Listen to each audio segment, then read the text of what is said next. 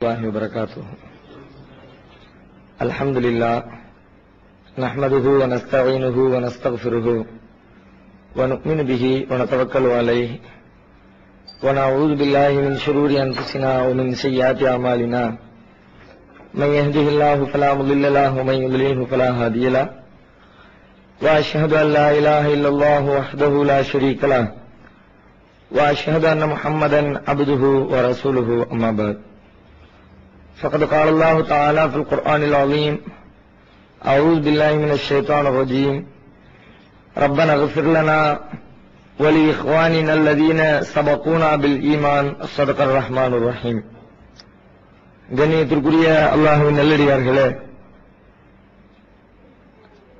நம்முடைய சமுதாயத்தில் அல்லாஹ்வுடைய மார்க்கத்தின் பெயரால் திருமறை குர்ஆனிலும் நபிகள் நாயகத்தின் பொன்மொழிகளிலும் சொல்லப்படாத பல்வேறு புதிய புதிய காரியங்களை முஸ்லிம் சமுதாயம் செயல்படுத்திக் கொண்டு வருவதை இன்றைக்கு நாம் பார்க்கிறோம். அவ்வாறு உருவாக்கப்பட்டிருக்கிற பலதரப்பட்ட புதிய அனாச்சாரமான காரியங்களில் ஒரு மரணத்தை சுற்றி நமது குடும்பங்களிலே ஏற்படக்கூடிய இறப்பு நிகழ்வுகளை சுற்றி ஏற்படுத்தப்பட்டிருக்கிற பித்அத்துகள், அனாச்சாரங்கள் தான் மற்றெல்லா அனாச்சாரங்களை விட அதிகமாக உருவாக்கப்பட்டிருப்பதை பார்க்கிறோம். இந்த தருணத்தில் மார்க்கத்திலே ஒருவர் இறந்துவிட்டால் அவருக்கு என்னவெல்லாம் நாம் செய்தால் அவருடைய நன்மைக்காக, மறுமை வெற்றிக்காக எதையெல்லாம் நாம் செயல்படுத்தினால் அவர் இறைவனிடத்திலே நன்மைகளை பெற்றுக் கொள்வார் என்ற காரியங்களை குறித்து ஒரு விழிப்புணர்ச்சி இல்லாததால், அவற்றை பற்றி உண்டான அறிவு ஞானம் இல்லாததால் இல்லாத பல காரியங்களை ஏதேனும் செய்ய வேண்டும். நம்முடைய முன்னோர்களுக்கு, நம்முடைய உறவினர்களுக்கு எந்த வழியிலாவது நன்மைகளை நாம் சேர்ப்பித்து விட வேண்டும் என்ற எண்ணத்தோடு மார்க்கத்தில் இல்லாத பல காரியங்களை இவர்களாக உருவாக்கி செய்ய துவங்கி விடுகிறார்கள். அப்படியானால் செய்ய வேண்டிய காரியங்கள் என்ன என்பதை குறித்து திரும்ப திரும்ப நினைவுபடுத்துவதும் அதை செயல்படுத்திக் கொண்டிருப்பதும் மிக அத்தியாவசியமான ஒரு தேவையாக இருக்கிறது. அந்த அடிப்படையிலே இறந்துவிட்ட ஒருவருக்கு நாம் எதையெல்லாம் செய்யலாம் என்றால், பொதுவான மார்க்கத்தில் இறந்துவிட்டவருக்காக நாம் எதையும் செய்ய இயலாது என்று ஒரு பொது விதி இருக்கிறது. ஒருவர் இன்னொருவருக்காக எந்த ஒரு காரியத்தையும் செய்துவிட முடியாது. ஒருவரது சுமையை இன்னொருவர் சுமக்க மாட்டார். ஒருவர் செய்த நன்மை அவருக்கு, இன்னொருவர் செய்த நன்மை அவருக்கு. ஒருவரின் நன்மையை இன்னொருவர் சுமந்துவிட முடியாது என்ற கருத்துப்பட திருமறை குர்ஆனிலே பல்வேறு வசனங்கள் இடம்பெற்றிருப்பதை பார்க்கிறோம். அல்லாஹ் ரப்பல் ஆலமீன் சூரத்துல் பக்ராவிலே சொல்கிறான், தில்க உம்மத்துன் கத் கலத் லஹா மா கஸபத் வலக்கும் மா கஸபத்தும். அவர்கள் சென்றுவிட்ட சமுதாயத்தவர்கள், அவர்கள் செய்ததை அவர்களுக்கு, நீங்கள் செய்ததை உங்களுக்கு. வலா துஸ்அலூன அம்மா கானூ யாமலூன். அவர்கள் செய்ததை பற்றி நீங்கள் கேள்வி கேட்கப்பட மாட்டீர்கள். நீங்கள் செய்ததை குறித்தும் அவர்களுக்கு கேள்வி எழுப்பப்படாது. பொதுவாக இது பொது விதியாக எந்த ஒரு காரியமாக இருந்தாலும் உயிரோடு இருக்கிறவருக்கும் மரணித்து விட்டவருக்கும் சொல்லப்பட்டிருக்கிற பொது விதி, ஒருவர் செய்தது அவருக்குரியது. அடுத்தவர் செய்து இன்னொருவர் மீது பழி போடுவதோ நன்மைகளை சுமத்துவதோ மார்க்கத்திலே முடியாது என்று திட்டவட்டமாக சொல்லப்பட்டிருக்கிறது. இந்த சட்டத்திலே அல்லாஹ் ரப்பல் ஆலமீன் சில நேரங்களில், சில இடங்களில், சில மனிதர்களுடைய நன்மையை கருத்தில் கொண்டு சில விதிவிலக்குகளை அல்லாஹ் வழங்குகிறார். இன்னென்ன காரியங்களில் மாத்திரம் நீ ஒரு நன்மையை செய்து இறந்தவருக்கு அதை சேர்ப்பிக்கலாம். நீ செய்தால் உன்னுடைய கணக்கிலே அதை பதிவு செய்யாமல் நீ யாருக்காக அதை செய்கிறாயோ அந்த உன்னுடைய பெற்றோருக்காக அல்லது உங்களுடைய உறவினர்களுக்காக அல்லது உங்களுடைய கணவன் மனைவிகளுக்காக உங்களுடைய வாரிசுகளுக்காக இறைவன் அல்லாஹ் அதை பதிவு செய்து கொள்வார். அவர்கள் அதை செய்ததாக கணக்கில் எடுத்துக் கொள்வார் என்று ஒரு சில குறிப்பிட்ட காரியங்களை நமக்கு சொல்லித் தந்திருக்கிறார்கள். இதுபோன்று மார்க்கத்திலே சொல்லித் தரப்பட்ட காரியங்கள் எங்கெல்லாம் விடப்படுகிறதோ அங்கெல்லாம் சொல்லித் தரப்படாத காரியங்கள் உள்ளே நுழைந்திருப்பதை பல்வேறு பித்அத்துகளை ஆய்வு செய்யும் போது நம்மால் தெரிந்து கொள்ள முடிகிறது. பாங்கு சொல்கிறோம். பாங்கு சொல்கிற பொழுது பாங்கு சொல்ல முடிந்த உடனே நபிகள் நாயகத்தின் மீது ஸலவாத்து சொல்ல வேண்டும் என்பது ஒரு சுன்னத்தான வழிமுறை. அந்த சுன்னத்தை நம்முடைய சமுதாயம் விட்டுவிட்டவருடைய விளைவு அந்த ஸலவாத்து பாங்கிற்கு முன்னால் போய் அமர்ந்து கொண்டதை பார்க்கிறோம். பெண்கள் பள்ளிக்கு வருவது மார்க்கத்திலே அனுமதிக்கப்பட்ட ஒரு வழிமுறை. அதை பல இடங்களில் மறுக்கிற பொழுது பள்ளியை விட்டு தர்காவை நோக்கி செல்லக்கூடிய ஒரு புதிய வழிமுறை உருவாக்கப்பட்டு விட்டதை பார்க்கிறோம். இப்படி எங்கே ஒரு நன்மை புறக்கணிக்கப்படுகிறதோ, எங்கே ஒரு சுன்னத் அளிக்கப்படுகிறதோ, அங்கே ஒரு பிதாத்தும் ஒரு அனாச்சாரமும் குடிகொண்டு விடுவதை பல்வேறு நிகழ்வுகளிலே நம்ம அறிந்து கொள்ள முடிகிறது. அந்த அடிப்படையில் மார்க்கத்தில் இறந்தவர்களுக்காக சொல்லித் தரப்பட்டிருக்கிற சுன்னத்துகள் செய்யப்படாமல் விடப்பட்டவர்களுடைய விளைவாகத்தான் அந்த இறப்பு நிகழ்ச்சிகளிலே இல்லாத பல நிகழ்வுகள், இல்லாத பல காரியங்கள் உள்ளே புகுத்தப்பட்டிருக்கிறது. அவர்களுக்கு செய்ய வேண்டிய காரியங்கள் என்ன? முதலாக இஸ்லாம் சொல்லுகிறது, இறந்துவிட்ட ஒருவருக்காக அவர்களுடைய பாவ மன்னிப்பிற்காக நீங்கள் பிரார்த்தனை செய்யுங்கள்.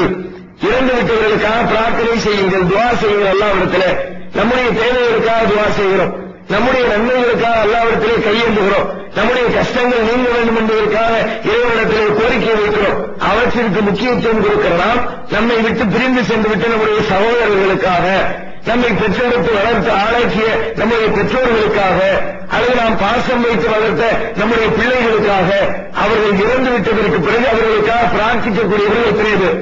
சில பேர் பிரார்த்திக்கிறார்கள், அதுவும் அவர்களால் பிரார்த்தனை செய்யாமல் கூலிக்கு ஆளை அமர்த்திக் கொண்டு பிரார்த்தனை செய்வதெல்லாம் பார்க்கிறோம். திருமலை குர்ஆனிலே அல்லாஹ் ரப்பல் ஆலமீன் சொல்லித் தருகிறான், வல்லதீன ஜாஊ மின் பாதிஹிம் யகூலூன ரப்பனா இக்ஃபிர் லனா வலி இக்வானினா அல்லதீன சபகூனா பில் ஈமான். அவர்களுக்கு பின்வருகிறவர்கள் சொல்லுவார்கள், நல்ல மக்கள், அவர்களுக்கு பின்வருகிற நல்ல மக்கள் சொல்லுவார்கள், ரப்பனா இக்ஃபிர் லனா வலி இக்வானினா அல்லதீன சபகூனா பில் ஈமான். இறைவா, எங்களுடைய பாவத்தை நீ மன்னித்து விடு, இறை நம்பிக்கை கொண்ட நிலையில் எங்களை முந்தி சென்று விட்ட எங்களின் சகோதரர்களின் பாவத்தையும் மன்னித்து விடு. இறந்துவிட்ட எல்லோருக்காகவும், எல்லோரும் மூமினான மக்களுக்காக, எல்லா மூமினான மக்களுக்காகவும் எல்லோரும் பிரார்த்தனை செய்ய வேண்டும். இது திருமலை குர்ஆன் நமக்கு போதிக்கின்ற ஒரு வழிமுறை. நம்முடைய தேவைக்காக பிரார்த்திக்கிறோம். இன்னும் சொல்வதாக இருந்தால், நாம் அவருடைய நன்மைக்கு மட்டும் பிரார்த்திக்கல, அதில் ஒரு சுயநலமும் இருக்கிறது.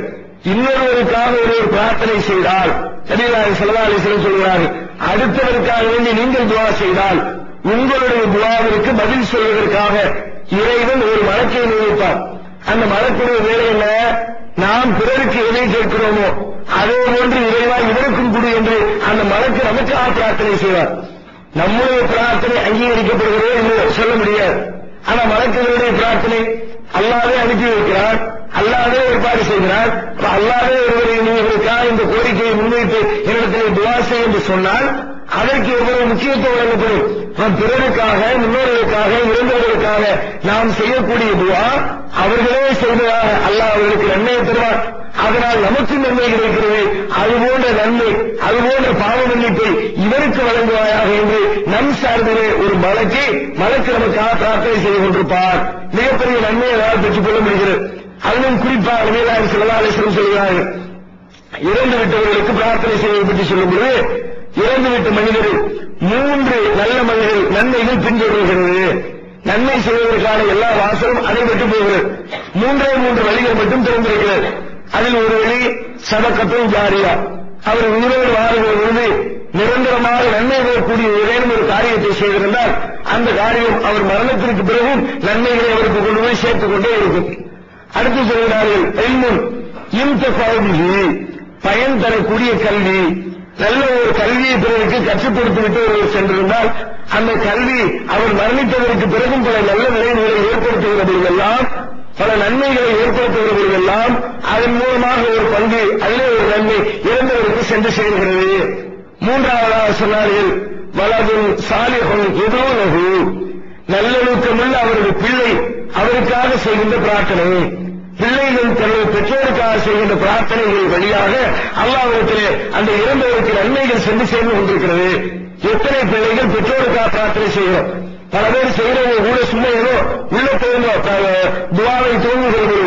துஆ செய்ய ஆரம்பிக்கும் போது எல்லாம் என் பாவத்தை மன்னிச்சிரு, அக்காம பாவத்தை மன்னிச்சிரு உள்ளத்திலிருந்து வராமல், இறந்து விட்ட ஆரம்ப நாட்களில் நம்மை விட்டு பிரிந்து சென்ற 1 மாசம் ஆச்சு, ஒரு 10 நாள் ஆச்சு, ஒரு 20 நாள் ஆச்சு, அந்த நேரங்களில் நம்முடைய பெற்றோர்களுக்காக நாம் கேட்கிற பிரார்த்தனையும் ஒரு 6 மாதங்கள் கடந்துருச்சு, 1 வருஷம் ஆயிடுச்சு, 5 வருஷம் ஆயிடுச்சு, அவர்களுடைய பிரார்த்தனையும் கம்பேர் பண்ணி பாருங்க. ஒரு 6 வருஷம் ஆனவர் உள்ளத்திலிருந்து வர மாட்டேங்குது. ஏதோ கேட்கிறதுன்னு சில பேர் தெரிஞ்சு வைத்துக் கொண்டு வாயிலோட சொல்லிட்டு போயிடுறாங்க. பிரிஞ்ச நேரத்தில் ஏற்படக்கூடிய அந்த துக்கம் ஒரு வாரம், 10 நாள், 20 நாளைக்கு நினைத்து துஆ செய்கிறோம். அத்தோடு நாம் நமது பெற்றோர்களுக்காக பிரார்த்தனை செய்வதை மறந்து விடுகிறோம். உண்மையில் நாம் நமது பெற்றோருக்காக பிரார்த்தனை செய்தால் அதை நம்முடைய பிள்ளைகள் பார்க்கிற பொழுது நம்முடைய மரணத்திற்கு பிறகு நமது பிள்ளைகள் நமக்காக துஆ செய்து நன்மைகளை அனுப்பி கொண்டிருப்பார்கள். நம் மார்க்கத்தை இறந்து விட்டவர்களுக்காக, குறிப்பாக பெற்றோர்களுக்காக, முன்னோர்களுக்காக, மூமினானவர்களாக அவர்கள் இருந்திருந்தால் அவர்களுக்காக துஆ செய்ய வேண்டிய கடமை நமக்கு இருக்கிறது. அவ்வாறு செய்தால் அவரே செய்தால் என்ன நன்மை அல்லாஹ் வழங்குவானோ அதுபோன்ற ஒரு நன்மையை அவர்களுக்கு வழங்கி விடுவான். அடுத்து சொல்கிறார்கள், அந்த இறந்து விட்டவர் அவர் மீது கடமையாக மார்க்கம் விதித்திருக்கிற குறிப்பிட்ட சில கடமைகளை சொல்லிக்காட்டி அந்த கடமைகளை அவர் நிறைவேற்றாமல் சென்றிருந்தால் அந்த கடமையை அவருடைய வாரிசுகள், அவருடைய பொறுப்பாளர்கள் அவருக்கு பகரமாக நிறைவேற்றலாம்.